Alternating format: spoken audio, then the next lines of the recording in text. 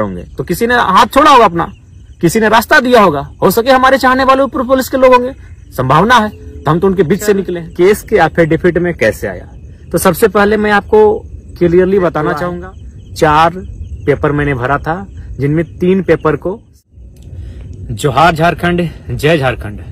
सबसे पहले आप तमाम झारखंड वासियों को मेरा सत सत नमन, कोटि कोटि नमन।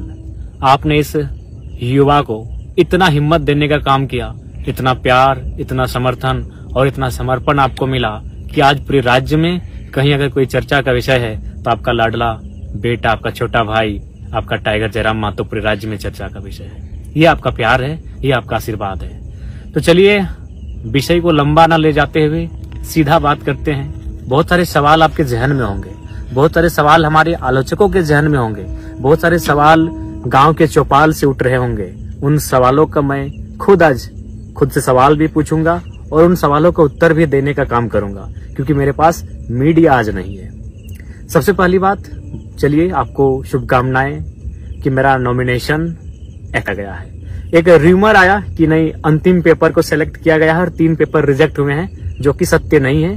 3 पेपर सिलेक्ट हुए हैं, 1 पेपर रिजेक्ट हुआ है। अब रिजेक्ट क्यों हुआ है, थोड़ा सा कारण बता देते हैं, कि बहुत सारे लोग कहने लगे कि पढ़े लिखे नौजवान और गलती कर रहे हैं। तो एक बात क्लियर आप जान लीजिए कि नॉमिनेशन फॉर्म वकील भरते हैं, और जो वकील रहे या कोई रहे, सबसे पहले उनका धन्यवाद। कुछ त्रुटियां हो जाती हैं, मानवीय भूल हो जाती हैं।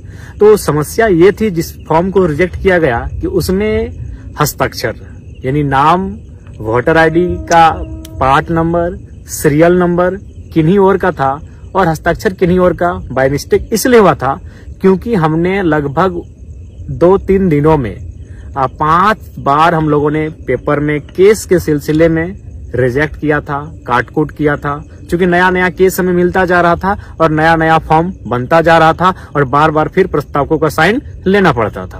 तो स्वाभाविक है, बार बार जब चीजें घटित होंगी तो कुछ त्रुटियां आ जाती है। तो खैर फिलहाल 3 पेपर सिलेक्ट है, 1 रिजेक्ट है, डज नॉट मैटर। 1 भी अगर सिलेक्ट होता है तो उसी से लोग चुनाव लड़ते हैं। अब बात करते हैं उस दिन हुआ क्या था। केस के बारे में सब जानना चाहता है, बहुत सारे लोग मेरी जुबान से जानना चाहते हैं कि सच्चाई आखिर है क्या, क्योंकि एक लोग जो विपक्ष में बैठे हैं, जो आलोचक वर्ग है हमारा, वो एक प्रोपेगेंडा फैला रहे हैं कि यदि जयराम बाबू को इस केस की जानकारी नहीं थी तो फिर उनका हस्ताक्षर कि 29 तारीख को जिस दिन मेरा नॉमिनेशन पेपर खरीदा गया, मैं कहाँ था पूरा राज्य जानता है। मैं चतरा में श्रीमान दीपक गुप्ता जी के जो हमारे दल से हैं उनका नॉमिनेशन था, यानी मैं दिन भर चतरा में था। मेरा फॉर्म बोकारो में हमारे साथी खरीद रहे हैं और मैं कहा, चतरा में। अगला दिन मैं कहा था, हजारीबाग में। यानी फॉर्म जो भर रहे थे वो मेरे साथी भर रहे थे। 1 तारीख को मेरा नॉमिनेशन होना था और 2 दिन पहले ही हम लोगों ने फॉर्म लिया था। अब वहां डिटेल्स भरा जाना स्टार्ट हुआ। केस की जहां तक बात है, सबसे पहले हम लोगों ने 10 केस इंक्लूड किया था, यानी 29 तारीख शाम को 4 बजे जब फॉर्म भरना स्टार्ट हुआ तो हमारे साथी, हमारे वकील की टीम के माध्यम से 10 केसों की जानकारी दी गई। लेकिन जैसे ही 30 तारीख को सुबह हजारीबाग मुझे जाना था संजय दा के नॉमिनेशन में, उसी दरमियान मैं गया प्रज्ञा केंद्र। वहां हमारा साथी है, उनसे मिलने गए एक अकाउंट के सिलसिले में। तो हमारे चाचा बैठे हुए थे बगल के पंचायत के, उन्होंने कहा, टाइगर याद है 2015 का केस, उसका क्या स्टेटस है? हम बोले चाचा ये तो केस हम भूल चुके थे। अच्छा कि आप याद दिला दिए, तो क्या स्टेटस है इस केस का, आप ही बताइए। बोला नहीं, उसका नोटिस हमको आया है 107 बन के कि हमको एक दिन उपस्थिति देना है कोर्ट में। तो बोले आपसे रिक्वेस्ट है इस केस के बारे में डिटेल दीजिए। फिर उन्होंने 2015 का केस जो सड़क जाम का केस था और उस केस में कोई एक्टिविटी नहीं है, 15-10 साल पुराना केस हो चुका है लेकिन अभी तक कोई एक्टिविटी नहीं। तो फिर उस केस का डिटेल दिया गया, यानी फिर उस डिटेल को हम व्हाट्सएप के माध्यम से अपनी टीम को भेजे जो मेरा फॉर्म भर रहे थे कि ये केस को इंक्लूड कीजिए, एक नया केस फिर मिला है। यानी वो केस इंक्लूड किया गया। अब केस नंबर 11 हो चुका है। कब हुआ है? संजय दा के नॉमिनेशन में हम जा रहे हैं, यानी दिन के 11 बजे मेरा केस नंबर हो रहा है 11। नॉमिनेशन होता है संजय दा का। हम बिशुनगढ़ आते हैं। संजय दा को कोई भी चाहे तो संजय दा से फोन में बात कर सकते हैं।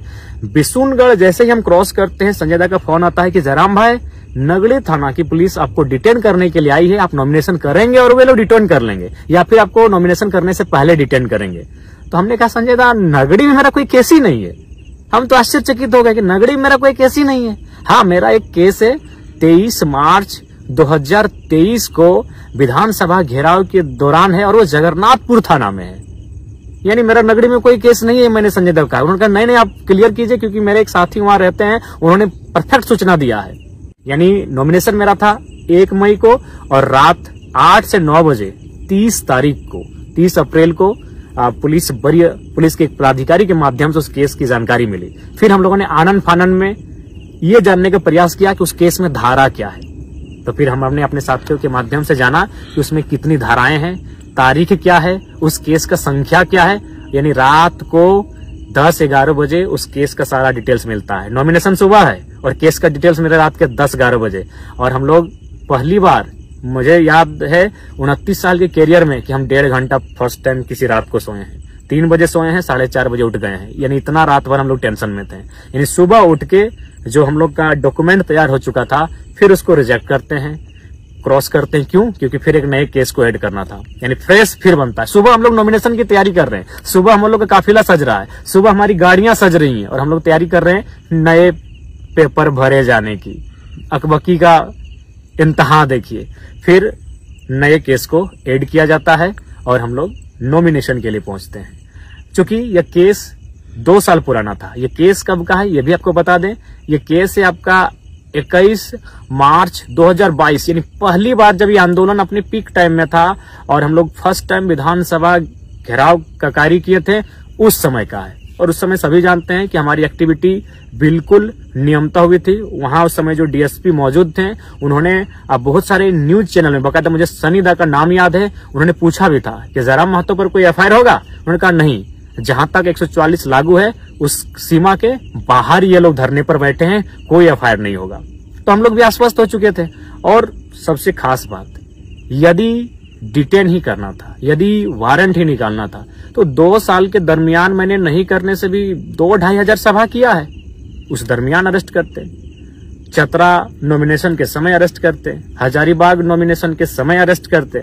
लेकिन खैर, साजिशें बहुत गहरी हैं। साजिशों का जो जड़ है वो बहुत दूर तक फैला है। लेकिन उम्मीद है कि हम लोग भी बीज हैं, दबेंगे नहीं, पुनः उग जाएंगे। तो ये केस का डिटेल है। मैं मानता हूं केस की जानकारी मुझे बिल्कुल 30 तारीख को कंफर्म हुई है। और 30 तारीख को जैसे ही कंफर्म हुई, अगले दिन नॉमिनेशन के दिन हम लोग अपना फॉर्म को चेंज किए, उस पेज को, और नया पेज प्रिंट आउट करके निकाले, उसमें केस के डिटेल्स को भरे और फिर मैंने अपना हस्ताक्षर किया। ये रियलिटी है, ये फैक्ट है। आप संजय दा से पूछ सकते हैं कि संजय दा ने जब मुझे जानकारी दी तो मेरे चेहरे में किस प्रकार से एक आश्चर्यचकित का क्वेश्चन मार्क था कि संजय दा ऐसा कैसे होगा। नहीं, मेरा नाम ही नहीं हो सकता है, इतना हम कॉन्फिडेंट थे। तो ये केस का मैटर। अब एक सवाल ये आ रहा है, भाग गए, फरार हो गए। मैं आपसे पूछना चाहूंगा कि भागने का अर्थ, भागने की को कैसे आप परिभाषित करेंगे। मान के चलिए हम किसी नदी के बीचों बीच हैं और नदी के जो पानी है, उस पानी को जिम्मेवारी मिली है कि जयराम महतो को घेर कर रखना है। तो जाहिर सी बात है, या तो मुझे नीचे सुरंग बना के निकलना होगा या तो उड़ के निकलना होगा, क्योंकि पानी की जिम्मेवारी है। या फिर अगर मुझे साइड से निकलना है, जिस तरह निकलेंगे, तो पानी को खुद रास्ता देना होगा। बिल्कुल यही बोकारो में जहां मेरी सभा हो रही थी, बिल्कुल चारों तरफ गोलाकार पुलिस खड़ी थी, हाथ से हाथ मिलाकर पुलिस खड़ी थी। आप वीडियो देख लीजिएगा। तो फिर हम कैसे निकले? जैसी बात, उन्होंने रास्ता दिया है। जी हाँ, उन्होंने ही रास्ता दिया है। मैं स्वयं उस वीडियो को वायरल करूंगा। पुलिस बैक पर आई है और स्कॉर्पियो के बोर्नेट पर बैठकर कोई फरार होता है भाई। अब सवाल है कि मैंने 1 मई नॉमिनेशन में जाने से पूर्व रात को 2-2:30 बजे शमशान घाट में बैठकर मैंने वीडियो 3 बनाया था। एक वीडियो में यह संदेश दिया था कि मुझे पूर्ण आशा है कि मेरा अरेस्टिंग हो जाएगा, अरेस्टिंग होने के बाद फलाना कार्यकारिणी केंद्र अध्यक्ष होंगे। मैंने ये भी उस वीडियो में घोषणा किया था, क्योंकि मुझे भी पूर्ण आशा था कि हम लोग मुझे डिटेन कर लिया जाएगा। इसीलिए आनन फानन में 3 सेटों को भरा गया, क्योंकि पूर्ण आशा थी कि डिटेन करेंगे ही करेंगे। लेकिन वहां तक, डीसी चैम्बर से बाहर निकलने तक मैं बहुत उत्सुक था कि मुझे अरेस्ट करें। उसके बाद सभा तक, संबोधन के बाद तक मेरी इच्छा थी, मेरी दिल्ली इच्छा थी कि प्रशासन मुझे अरेस्ट करे। लेकिन परिस्थितियां वहां बिल्कुल विपरीत थी। परिस्थितियां क्या थी? बहुत सारे लोग पेट्रोल लेकर थे कि आत्मदाह कर लेंगे। बहुत सारे लोग हिंसक और उग्र स्वभाव रूप धारण कर चुके थे। वीडियो फुटेज आप देखे होंगे। यानी मैंने इसलिए वहां से निकलना उचित समझा। मैं निकला हूं, फ्रॉड नहीं। मैं बार बार कहूंगा क्योंकि आप मेरा स्टेटमेंट अंतिम क्या था याद होगा कि एसपी साहब माफ कीजिएगा, भीड़ की भावनाओं का सम्मान कीजिए, डिटेन किसी और दिन कीजिए। ये मेरा अंतिम शब्द था कि एसपी साहब माफ कीजिएगा, भीड़ की भावनाओं का सम्मान कीजिए, डिटेन किसी और दिन कीजिए। और हम वहां से निकल गए। क्या आज हम घर निकलते हैं? बाद में इस विषय पर बात करेंगे। क्यों? 1.5 लाख की भीड़ और पुलिस कितनी थी? 1,500। क्या पुलिस में सामर्थ्य था कि हमें वो डिटेन कर लेते बिना किसी हो हंगामे के, बिना किसी उपद्रव के, बिना किसी मुठभेड़ के? पॉसिबल नहीं था। 1.5 लाख की भीड़, 1,500 पुलिस, अनहोनी अप्रिय घटना घट जाती। संभवतः अगर हमें डिटेन किया जाता, अभी कौन पब्लिक, भाड़े की पब्लिक नहीं थी, प्रेम से आई हुई, समर्पित भाव से आई हुई, इस नौजवान को चाहने वाली पब्लिक, 45 डिग्री के तापमान में अपने खर्चे से आने वाली पब्लिक अपने चहते बेटे को अपने सामने अरेस्ट होते हुए बिल्कुल भी नहीं देख पाती। पता नहीं बोकारो का विधि व्यवस्था उस दिन क्या होता, पता नहीं बोकारो की परिस्थिति उस दिन क्या होती।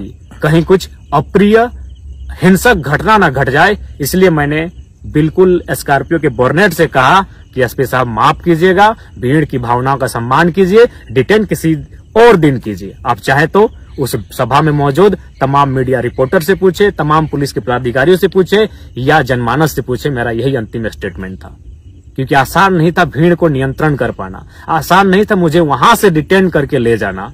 क्योंकि आप भी जानते हैं, आप हमें पसंद करें या ना करें, मैं ये अपने आलोचकों के लिए और विपक्ष के लिए कहना चाहूंगा, लेकिन ये आपको मानना होगा, आज लोगों के आशीर्वाद ने मुझे झारखंड का जन नेता बनाया है।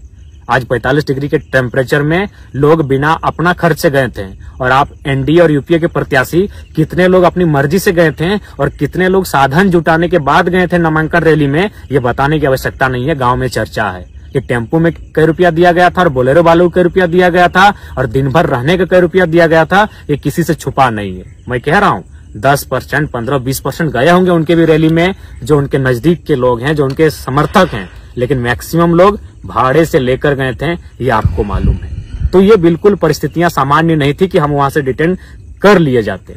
मैंने यहां तक वीडियो आप किसी चैनल में देखिएगा कि डीएसपी साहब से हम कान में बात कर रहे हैं। ये कौन सा तरीका है कि भागने वाला आदमी डीएसपी से ऐसे कान में बात कर रहा हो? हम बोर्नेट पर बैठे हैं और डीएसपी साहब बगल में। हम उनको क्या कह रहे थे कान में पता है? कि सर या तो पिंडराजोड़ा थाना में हमको डिटेन करने का मौका दीजिए या तो पेटरवार में दीजिए। यहां से पॉसिबल ही नहीं कि आप हमको पकड़ के ले जाएंगे। यहाँ उपद्रव हो जाएगा, यहाँ अप्रिय घटना घट जाएगी, क्योंकि पब्लिक का मूवमेंट गजब का है। भावनाओं में भी है, आंखों में आंसू भी है और आंखों में अंगारे भी हैं। और मुझे लगता है ये बोकारो आज जल जाएगा। इसीलिए विधि व्यवस्था को मेंटेन कीजिए, डिटेन किसी और दिन कीजिए। और बिल्कुल स्कॉर्पियो के बोर्नेट से मैं निकला हूँ। उसके बाद फिर मैं नीचे बैठा और निकलते रहा। बिल्कुल पुलिस चारों तरफ थी भैया। भागना मतलब कि उड़ के जाते तो भागा मानते, नीचे सुरंग बना के जाते तो भागा मानते, चारों तरफ पुलिस है। वहां से हम कैसे